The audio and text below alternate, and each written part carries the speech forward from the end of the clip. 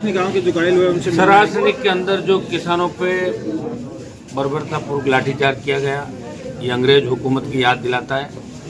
और हमारे 50 किसान घायल हुए। पुलिस डर के मारे कई लोग इलाज कराने अस्पताल नहीं आए और 12-15 के लगभग यहाँ एडमिट है। 5 दिन से इनका स्वास्थ्य परीक्षण चल रहा है। मैंने खुद व्यक्तिगत इनसे मुलाकात की।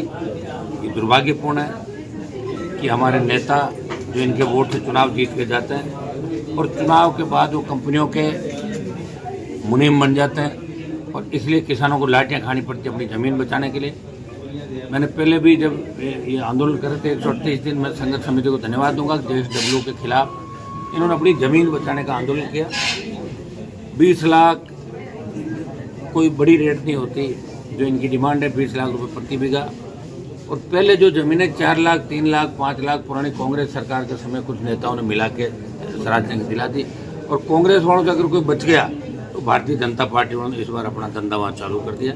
दोनों पार्टियां मिलकर बारी बारी से राजस्थान के किसानों को लूट रही है।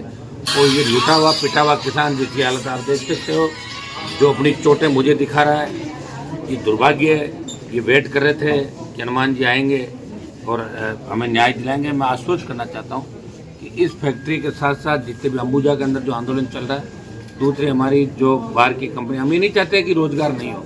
नागौर जिले में रोजगार के अवसर बढ़े, नागौर जिले में उद्योगिक इकाइयाँ लगे, लेकिन हमारे किसानों जवानों को कुर्बानी देनी पड़े, इस तरह लाठियों का शिकार नहीं होना पड़े, इस तरह गोली का शिकार नहीं होना पड़े।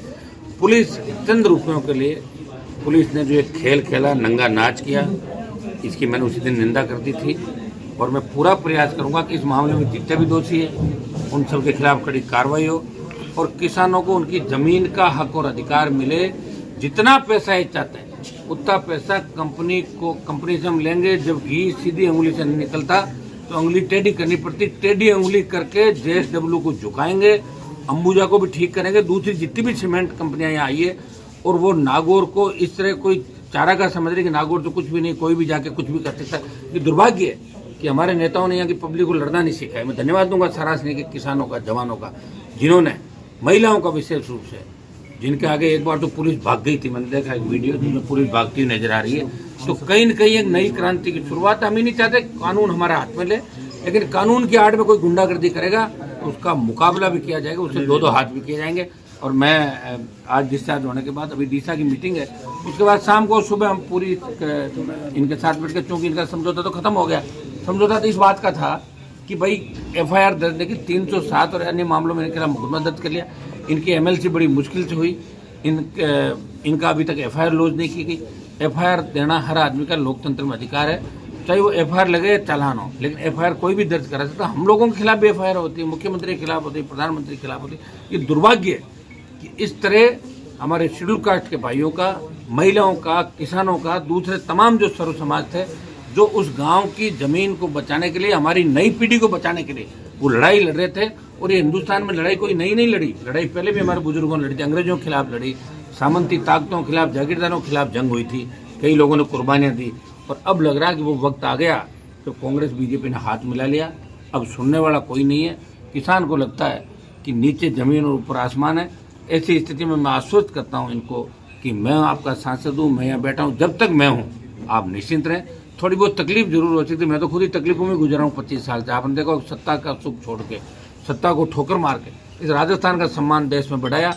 और मेरे इलाके के अंदर अगर इस तरह की गुंडागर्दी हुई तो मुझे इस बात का अंदर से बहुत बड़ा रोष है और वो जल्दी आपको सड़कों पर नजर आएगा। आगामी 2-4-5 दिनों के अंदर उन तमाम अधिकारियों का इलाज करेंगे जिन्होंने इस लाठीचार्ज के अंदर भूमिका निभाई। दोबारा से लाठीचार्ज करने से पहले 1000 बार सोचेंगे कि किसी किसान के बेटे पे, महिला पे और दलित पे हाथ नहीं उठाएं और लाठी नहीं चलाएं। आप बताएं किनका जो जुडिक्शन है, कौन जाके लाठियाँ चला रहा है। मामला तो जाइल रोड का, सदर के SHO जा रहे हैं, कोई दूसरे जा रहे हैं। तो ये जो दलाली का खेल नागौर में चला, दलाली के खेल को भी खत्म करेंगे। मैंने आपको एक ही बात कह दी, यहाँ नागौर जिसमें कोई घोर नहीं है, 70 साल से घोर नहीं किया। आप देखिए जो सड़क हॉस्पिटल के सामने बनी है, दिल्ली के पैसों की सड़क है, लेकिन चंद उस समय के यहाँ के नेता लोग मिलकर सड़कों में तोड़वाने की कोशिश कर रहा हूँ। मैं चाह रहा हूँ पूरी तोड़ के बनाए। ठेकेदार गुंडागर्दी करके चला गया। मेडिकल कॉलेज को बनाने में किस तरह का उपयोग कर रहे थे, हमने रोका, सही काम चालू कराया। आज भी हालात क्या, जेल के अंदर अपन बैठे हैं, कभी छत गिर जाती है, कभी कोई दूसरे मामले हो जाते हैं, तो ये दुर्भाग्य है। और इसमें सबसे बड़ी भूमिका जनप्रतिनिधि की होती है। अगर जनप्रतिनिधि आपका मजबूत होगा तभी काम होगा।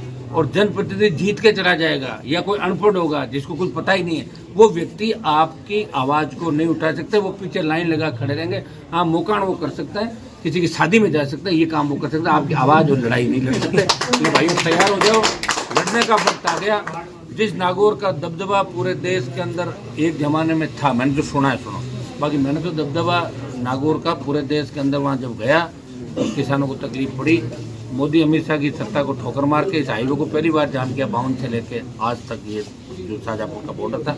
और आज भी हनुमान बेनीवाल किसान और जवान के लिए आरएलपी का जो गठन किया, मैंने कहा मेरी पार्टी रहे या नहीं रहे, लेकिन जवान किसान का सम्मान इस देश के अंदर रहना चाहिए। मैंने सम्मान बढ़ाया इस जिले का, उस राजस्थान का सम्मान बढ़ाया, मेरी कौम के साथ साथ किसान का सम्मान बढ़ाया, दलित का बढ़ाया, महिला अत्याचारों के खिलाफ लड़ाइयाँ लड़ी। और बहुत से उदाहरण आपको 20 साल के अंदर मिलेंगे। अब वक्त आ गया कि हमें एकजुट होकर हमारी ज़मीनों को बचाना होगा। अगर यही स्थिति रही तो आने वाले समय के अंदर किसी के पास कोई ज़मीन नहीं बचेगी और सारे बेरोजगार बेघर हो जाएंगे। और ऐसा नहीं हो कि देश दूसरी दिशा के अंदर चल पड़े, जिस तरह दूसरे देशों के अंदर हालात हो रहे हैं। आप देख रहे हैं कि वहाँ लॉ एंड ऑर्डर नहीं है। तो जब जनता को लगेगा कि कोई न्याय नहीं दे रहा है तो जनता खुद ही कानून हाथ में लेने को मजबूर हो जाएगी। हम नहीं चाहते कि जनता कानून हाथ में ले। सरकार को सोचना होगा, प्रदेश की सरकार को, देश की सरकार को, और विपक्ष में बैठी उस कांग्रेस पार्टी को जो बार बार ये कह रही है, बयान दे रही है पेपर लीक। अरे किसने कराया पेपर लीक, सबको पता है। और इन्होंने कह दिया कुछ नहीं हुआ। मिला जुली का खेल जो राजस्थान के अंदर चला, ऐसा ही बढ़ते चलेगा। तमाम जो मुद्दे हैं इनको हम समय समय पर हर प्लेटफार्म पर उठा रहे और